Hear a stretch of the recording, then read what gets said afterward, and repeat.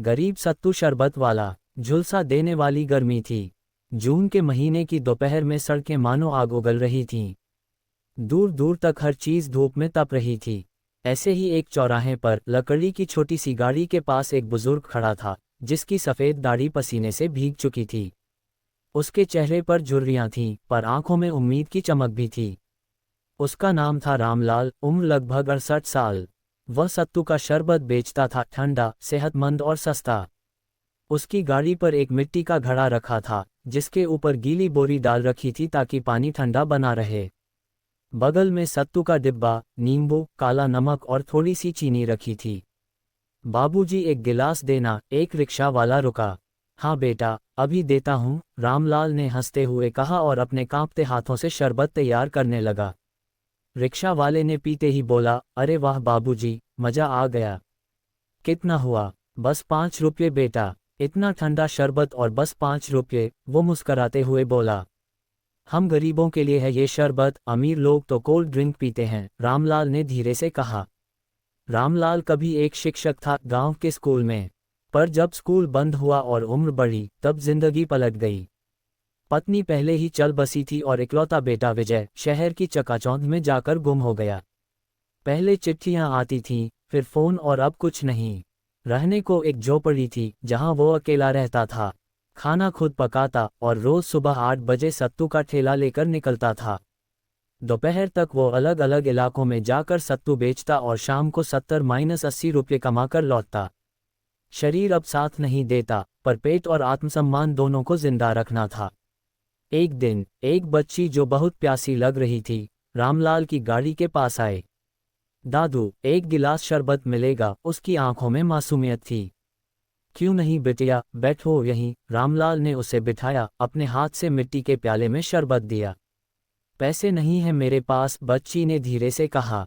तू मेरी पोती जैसी है, पैसे की चिंता मत कर, कहते हुए रामलाल ने उसके सिर पर हाथ फेरा। बच्ची ने शरबत पी लिया और बोली, माँ अस्पताल में हैं, बहुत बीमार हैं। पापा है नहीं, मैं बस कुछ पानी ढूंढ रही थी। रामलाल का दिल पसीज गया। उस दिन उसने जो कमाया था, उसमें से आधा उस बच्ची को दे दिया।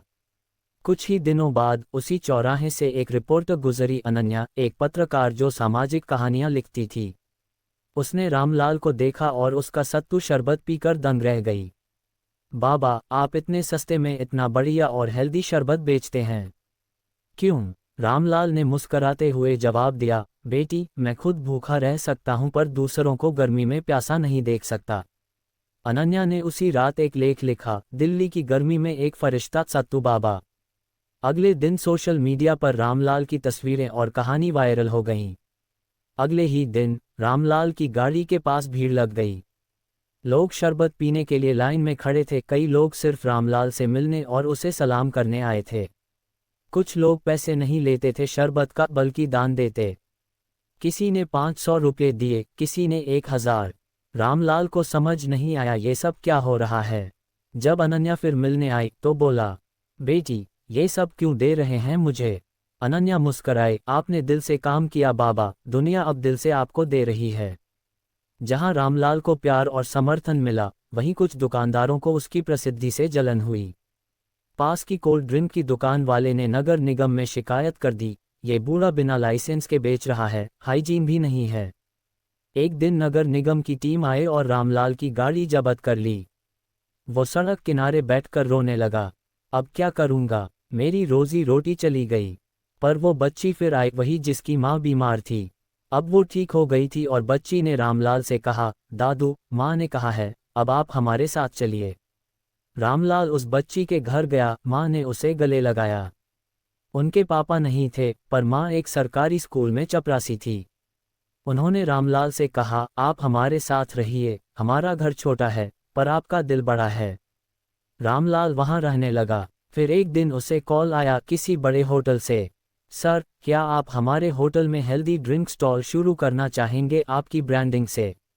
रामलाल को भरोसा नहीं हुआ, मैं होटल में ब्रांडिंग? अनन्या ने बताया कि उसके लेख की वजह से एक हेल्थ स्टार्टअप ने रामलाल को ऑफर दिया है, सत्तू बाबा हेल्दी ड्रिंक्स नाम से। अब रामलाल के नाम से 3 बड़े शहरों में सत्तू बाबा हेल्दी ड्रिंक्स की फ्रेंचाइजी खुल चुकी थी। हर जगह मिट्टी के घड़े, नींबू, तुलसी और पारंपरिक तरीके से बनाया गया सत्तू मिलता था।